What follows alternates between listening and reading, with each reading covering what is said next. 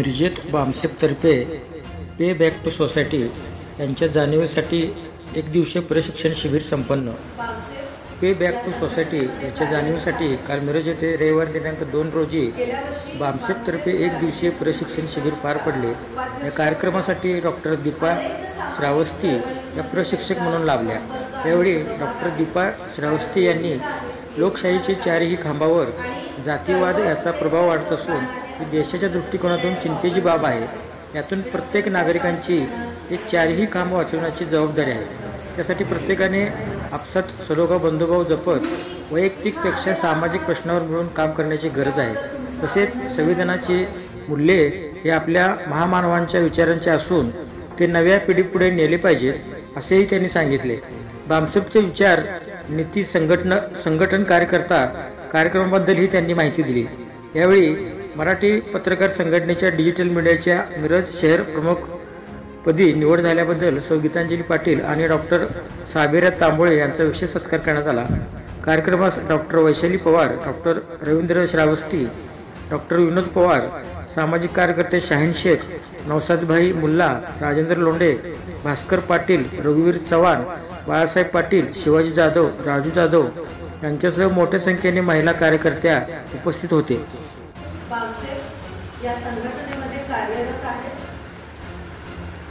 गेल्या वर्षी बामसेफ या राष्ट्रीय संघटनेच्या उपाध्यक्षा होत्या। अनेक सामाजिक चळवळींमध्ये त्यांचा संपर्क आणि सहभाग आहे। मॅडम लेखिका आहेत, PhD धारक आहेत आणि चळवळ हेच त्यांचं प्राण आहे असं म्हटलं तर ते काय वावगं ठरणार आहे।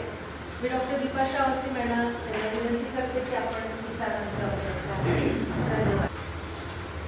तुम्ही इथं आलेला आहात याबद्दल तुमचं अभिनंदन आणि स्वागत। आणि जे काही आज दिसते ते काय आपल्याला चांगलं वाटत नाही आहे की नाही? म्हणजे तुम्ही जर आजच्या परिस्थितीचा जर विचार केला तर काय काय दिसतं आपल्या समाजामध्ये बघा। एक सगळ्यात मोठा प्रश्न आपला कोणता आहे? बेरोजगारीचा। आज आपला तरुण जो काय त्या तरुणाला असं म्हटलं जातं की तरुणावर देशाचं भविष्य ठरवलं जातं, पण आज तरुण वर्गाकडे जेव्हा आपण बघतो तेव्हा एक गोष्ट आपल्याला लक्षात येते की त्यांना नोकऱ्या नाही आहेत।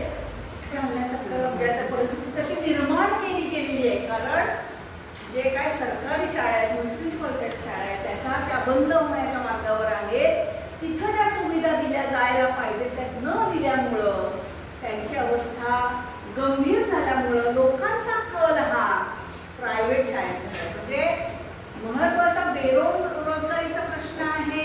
कंपनीचं उदाहरण तुम्हाला सांगते बघा, तुम्हाला सगळ्यांना माहिती आहे कुंभमेळ्यातून झालेलं आहे।